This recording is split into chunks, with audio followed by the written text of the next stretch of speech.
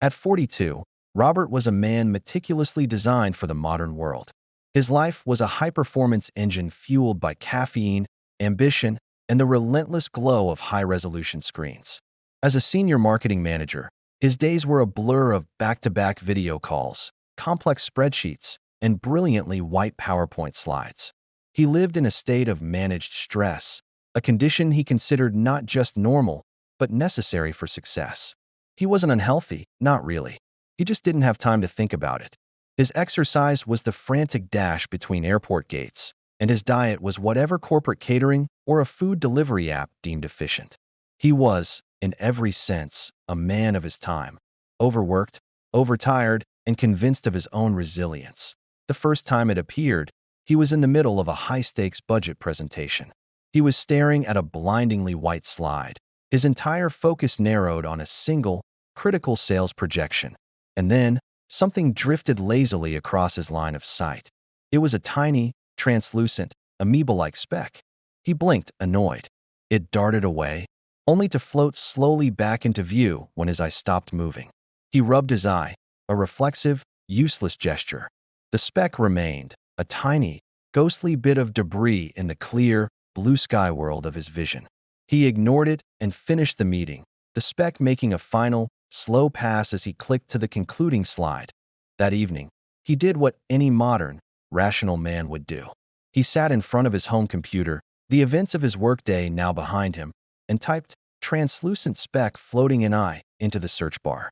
The results were immediate and overwhelmingly comforting. The internet, in its infinite wisdom, diagnosed him with vitreous floaters. He learned it was an incredibly common, perfectly harmless condition where the gel-like substance in the eye, the vitreous, liquefies with age and clumps together, casting shadows on the retina. It was especially common, the articles assured him, for people his age who were nearsighted and spent long hours staring at screens. He was, in fact, a textbook case. He closed the browser, feeling a wave of relief. It wasn't a problem. It was just a sign of aging, like a gray hair or a stiff knee. He even gave it a name, Gary. For the next few weeks, Gary was his annoying, but predictable, companion.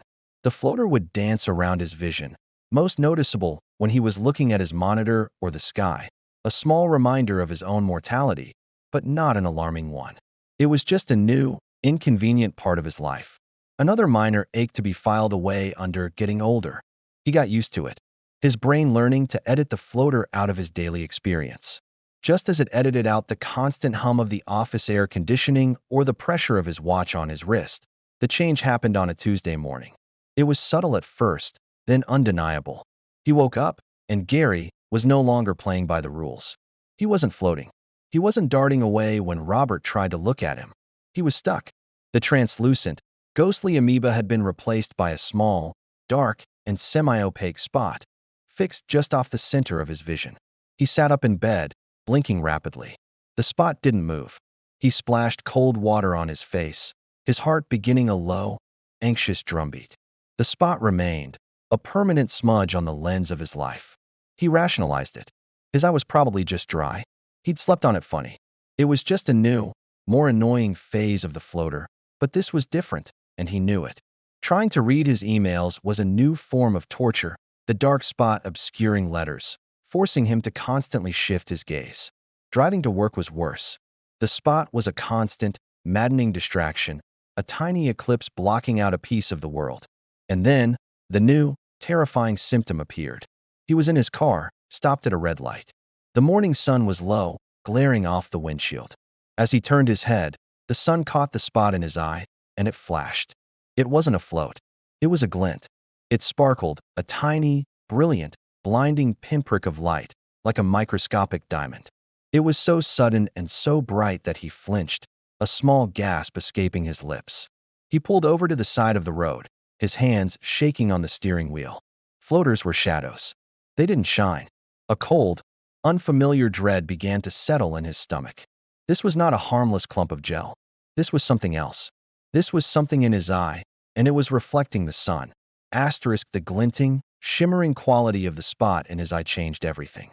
The comfortable, web research diagnosis of a harmless floater was shattered, replaced by a terrifying, unknown reality. Robert, a man who managed risk for a living, was suddenly faced with a profound, personal risk he couldn't quantify. His attempts to ignore the spot became a form of psychological torture. He found himself in meetings, not listening to his colleagues, but secretly testing his own vision, darting his eyes back and forth, chasing the maddening, unmoving speck. He developed a new, nervous tic, a constant, rapid blinking, as if he could somehow dislodge the tiny invader from his field of vision. The bright, open-plan office, once his kingdom, became a hostile environment. The overhead fluorescent lights and the glare from his colleagues' monitors made the spot flash and sparkle, a constant, blinding reminder that something was deeply wrong. His work, the bedrock of his identity, began to suffer. He, who had always prided himself on his meticulous attention to detail, now missed typos and bold headlines. He found himself getting headaches, a dull, throbbing ache behind his right eye that no amount of painkillers could touch. His productivity plummeted, but he was too proud and too scared to explain the real reason to anyone.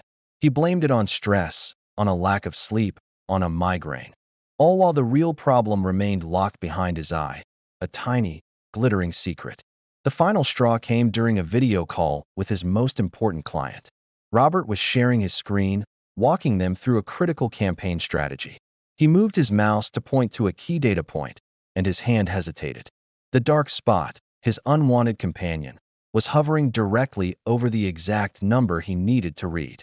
He squinted, moved his head, trying to see around it, but the spot remained, a perfect eclipse of the crucial fact.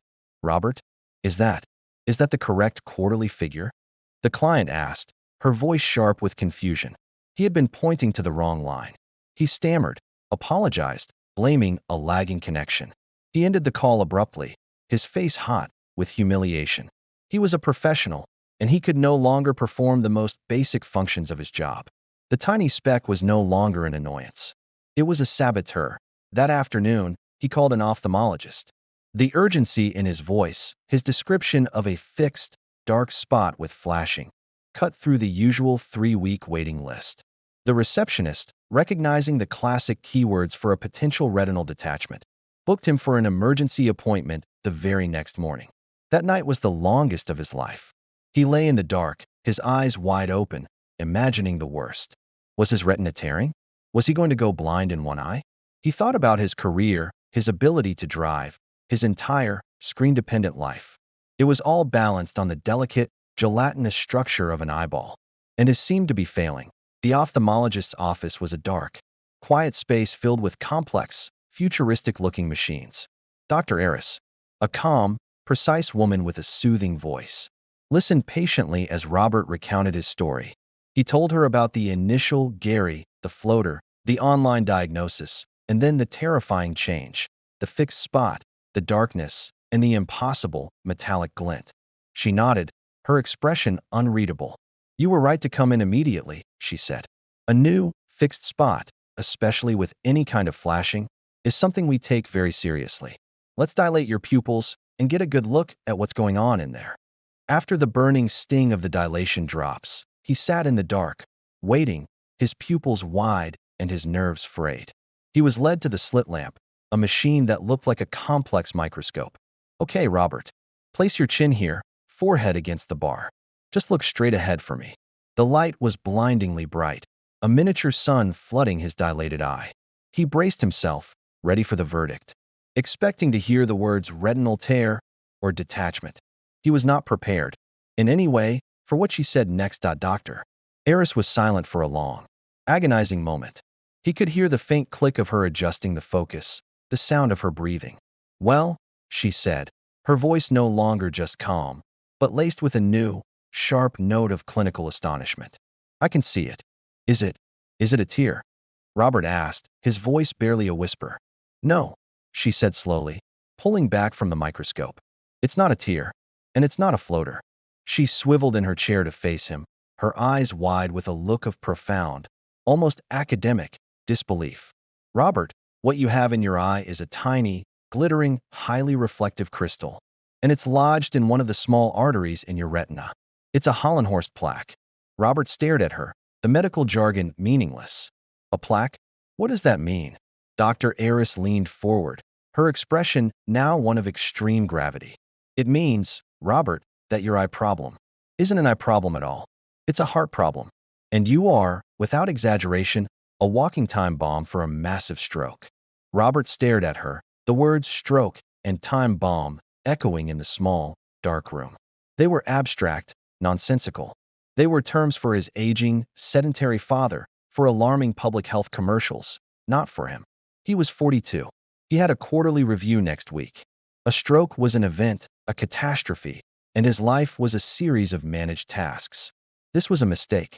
He was here for an eye floater. I don't understand, he stammered, his mind grasping for the logic he'd always relied on. A heart problem? A stroke? How can you possibly know that from looking? In my eye? Dr. Aris leaned forward, her expression shifting from one of astonishment to that of a patient, determined educator. Robert, your eye is a miracle of biology, she said, her voice low and serious.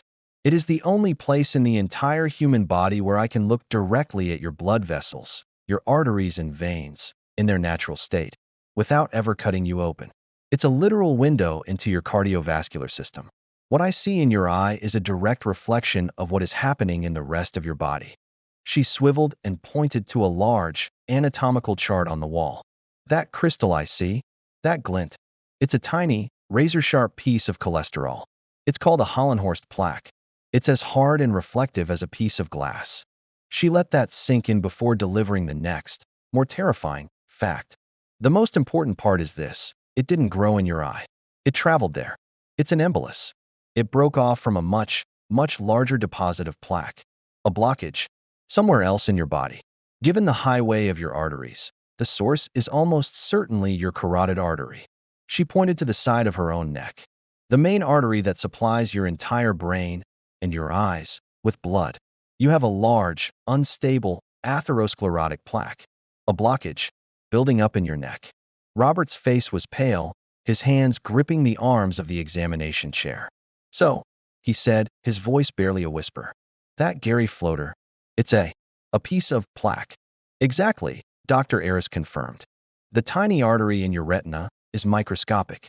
This tiny crystal of cholesterol broke off, traveled up that highway, and took the exit ramp to your eye.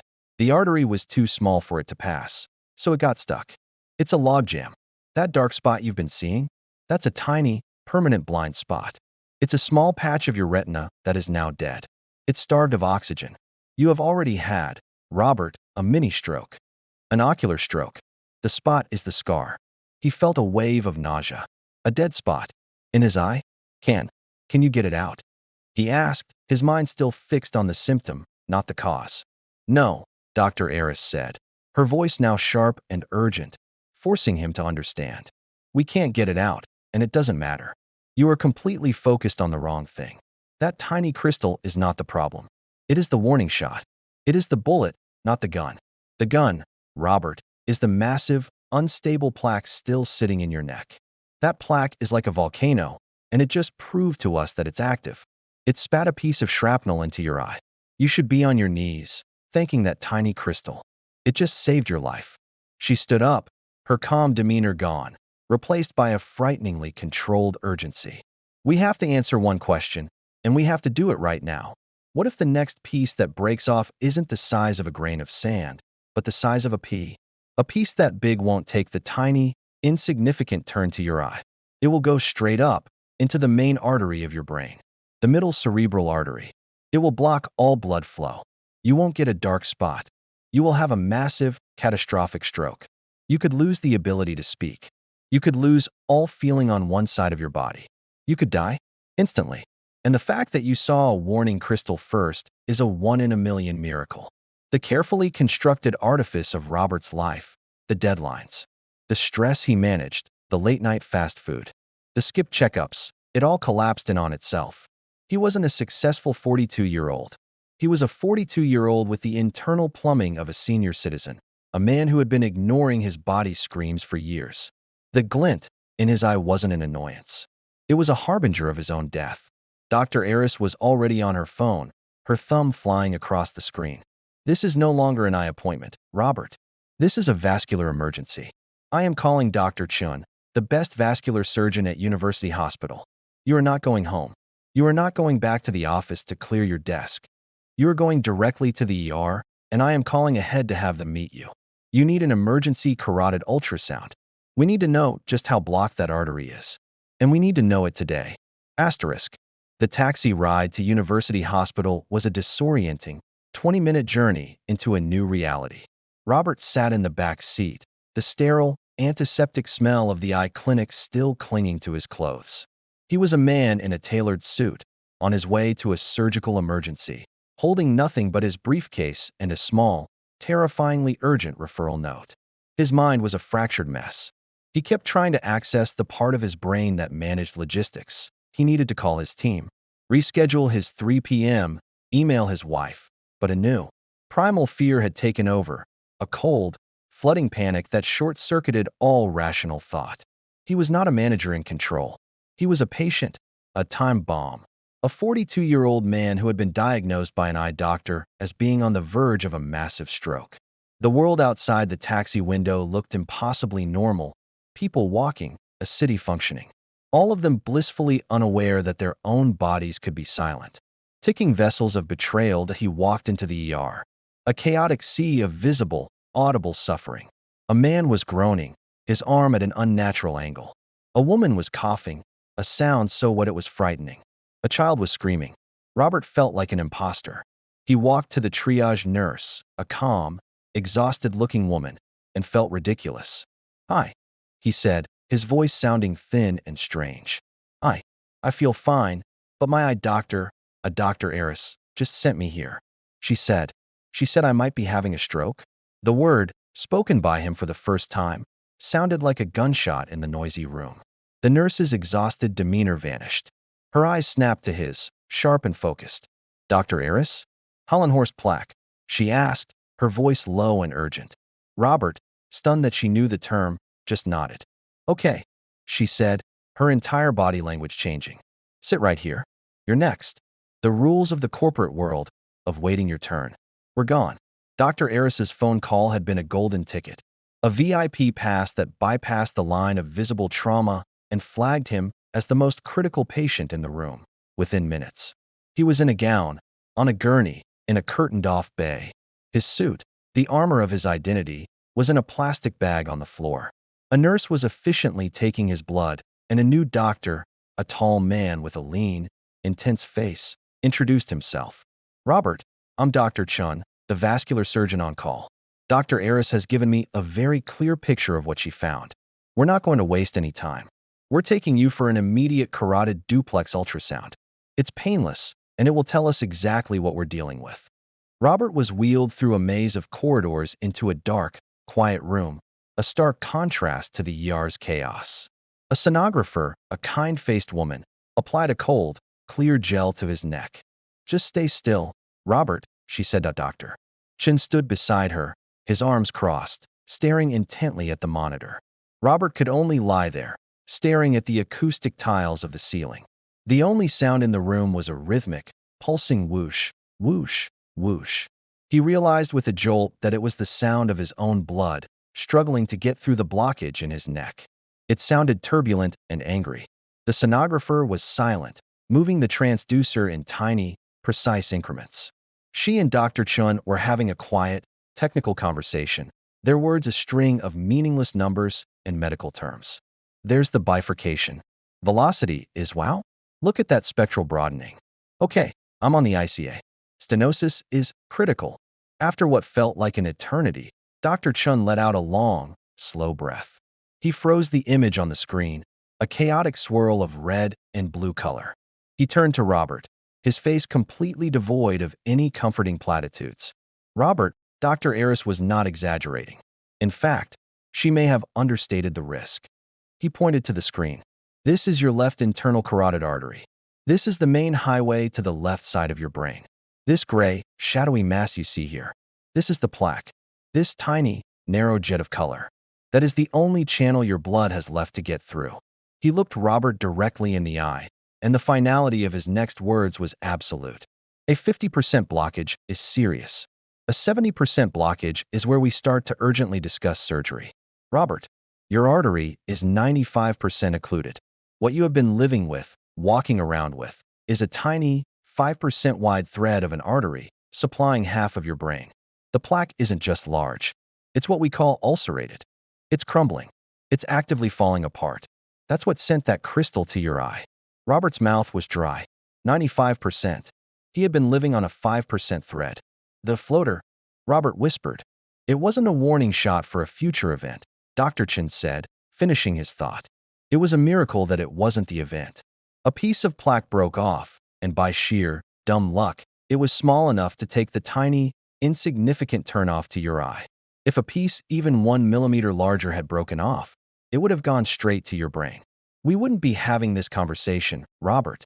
Your wife would be having a very different one with a neurologist.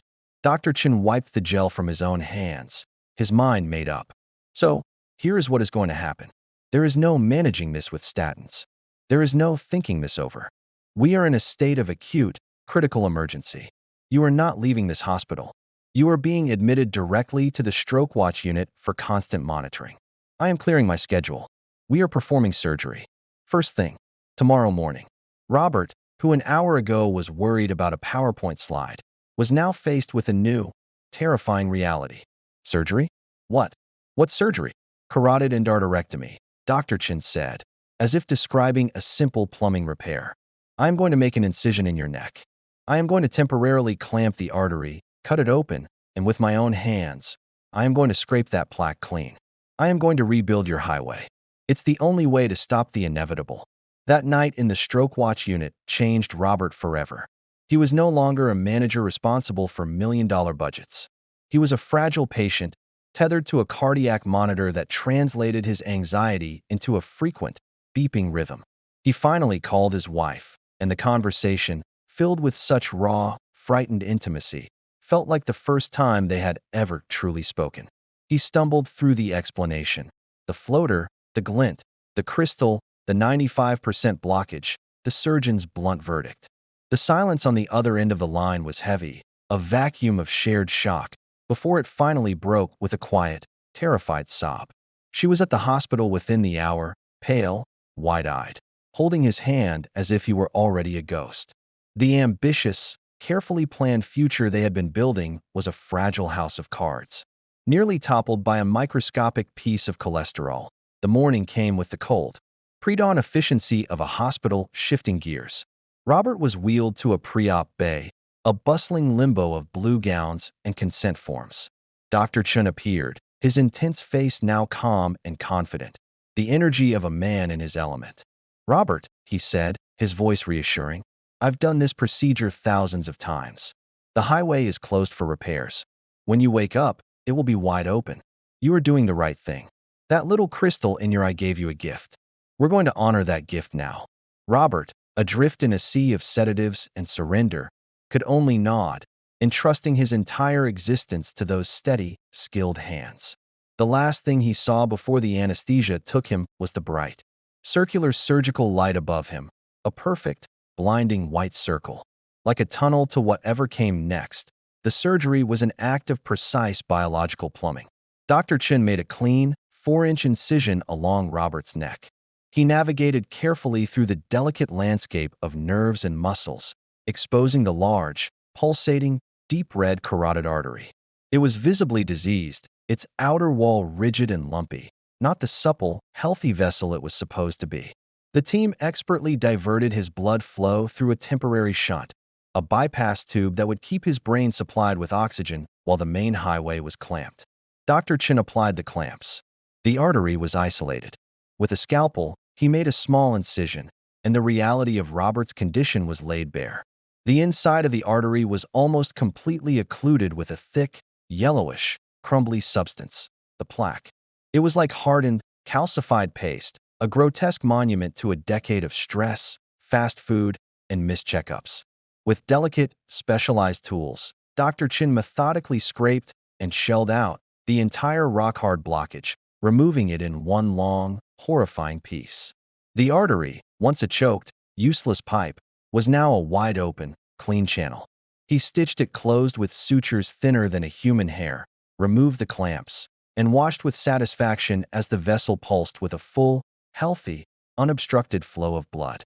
The gun had been disarmed, but Robert's first conscious thought was of light. He awoke in the recovery room, the world a blurry, soft-focus painting. A nurse was speaking to him, her voice gentle.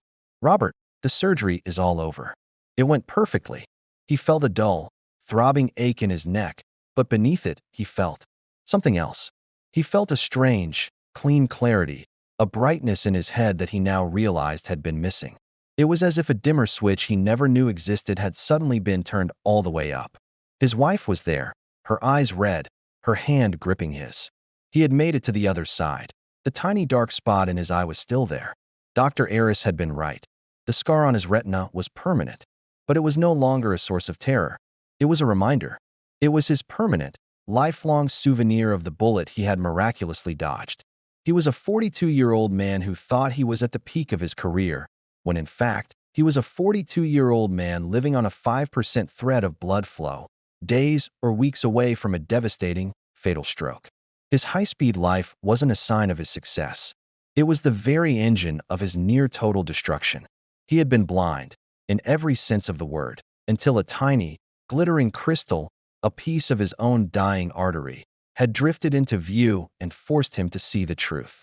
He had been given a second chance, a gift delivered by the strangest of messengers, a tiny dark spot that had, by sheer luck, eclipsed his ignorance just in time.